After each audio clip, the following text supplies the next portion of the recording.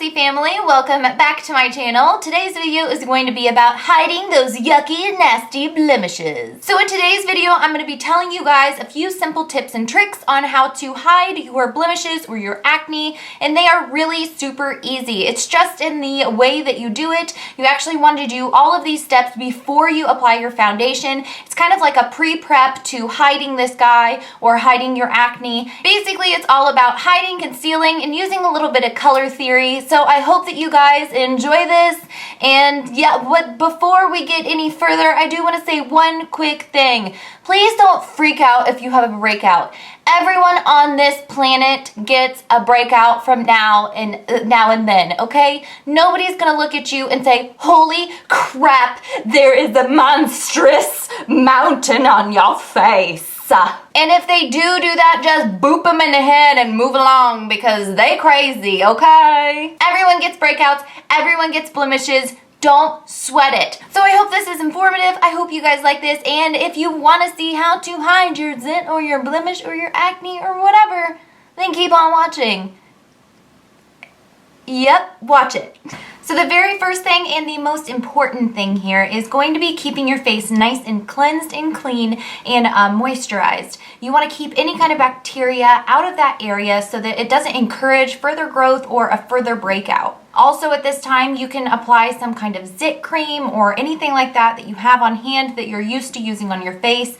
I advise if you are using the product for the very first time, you don't have like a special event or something like that in case you have a negative reaction. So I've already got my face cleansed and moisturized, and now we are going to apply a primer. So this morning I'm going to be using my Angel Veil by NYX, and I'm going to rub this all over my entire face.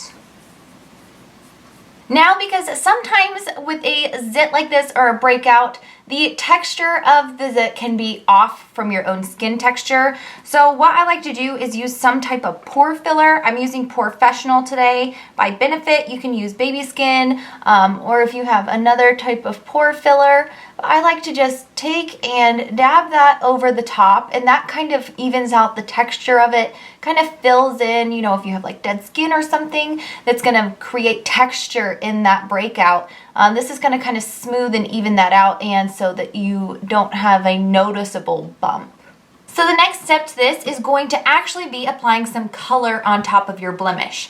Now, if you were to go in and just start applying a concealer, what's going to end up happening is you are going to have to apply more product than is necessary and actually can end up drawing more attention to the blemish just to cover up the redness. So what we're going to want to do is grab from the opposite end of the color wheel. So our blemish is going to be red. We're going to want to grab a green. If you look at a color wheel, what you're going to see is a red and a green square across from each other. Those aren't squares. Those are definitely triangles or pie slices, if you might, if you must, if you... What you're gonna need is a green concealer if you have one. If you don't have one, don't worry. If you have a green eyeshadow that is matte with no shimmer, what you can do is just mix this in with your concealer, or you can do what I've been doing the past few days, which is taking a liquid lipstick that is green and mixing it with my concealer.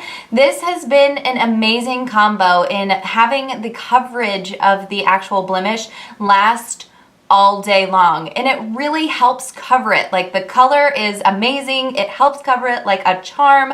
I definitely suggest this combo, but if you don't have a green liquid lipstick, then the eyeshadow or just a regular green concealer is going to work out perfect. So I like to mix the two on the back of my hand, and we've got a nice green color going on.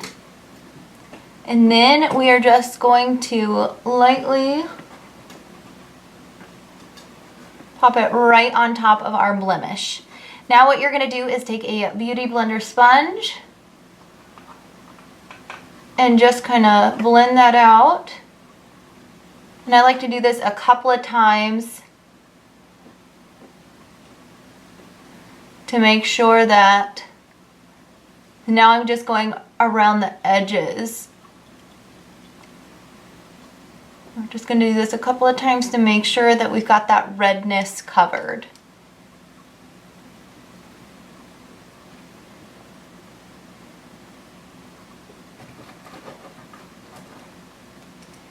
Again, just blend the outer edges.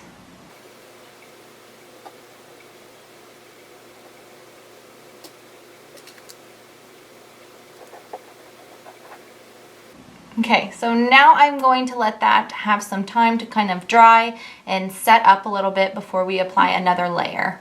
Okay, so now that we've let that have some time to kind of set up and dry a little bit, we're going to take a concealer that is closely matching our skin tone or the skin tone that we're going to create, because my face doesn't match my neck.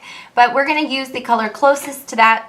What you don't want to do is get a color that is lighter, because that's just going to draw attention to that area, and it's actually going to create some like some dimensions that you don't want on top of it. So what I'm taking is a shade that is pretty close to my skin, and I like to just pat it on. So we put it on the actual blemish itself, and then we're going to make sure that we apply it around in a nice area, so that way we have room to blend this out without actually really touching very much on the actual blemish itself. If you spend too much time actually pushing down on the actual blemish itself, what's going to end up happening is you're just going to be mashing the product on there and kind of rubbing some off, putting more on, making it a little uneven. So you really just want to focus on blending out what you've done as opposed to blending the whole thing. You're just going to want to blend out the edges. So yes, I know it sounds crazy that you want to set this and apply powder before your actual foundation, but this actually helps it stay all day long. Basically, you're sealing and locking that in so that nothing else can penetrate it really. You're really going to want to lock in what you've already done. So what I like to do is take a little bit of powder. I'm using my Coty Airspun powder because it is translucent.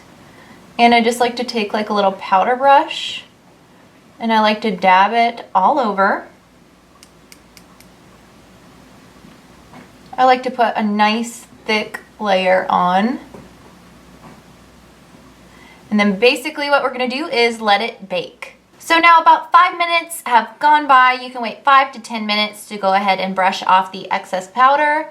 And I'm just going to lightly brush away the excess powder. The next step is going ahead and putting on your foundation. You do all of this before your foundation, before you do the rest of your makeup. That way this is kind of like a precautionary step for this actual blemish area to keep it covered and concealed. So you're gonna wanna go about your makeup normally, and yeah, we'll see the end result when we're all finished. I'll see you in a minute. So now I have my full face of makeup on. Kind of. I still have to put on lipstick, but I'll get there eventually. Now I have this completely 100% covered, and I feel like other than the texture of it, which I can't really do anything about, it being raised from the skin, if you were just to meet me head on in person, just talking to me, you wouldn't even know it was there. So I'm giving you the side profile of my blemish area, my good old zitteroni. And hopefully you can't see,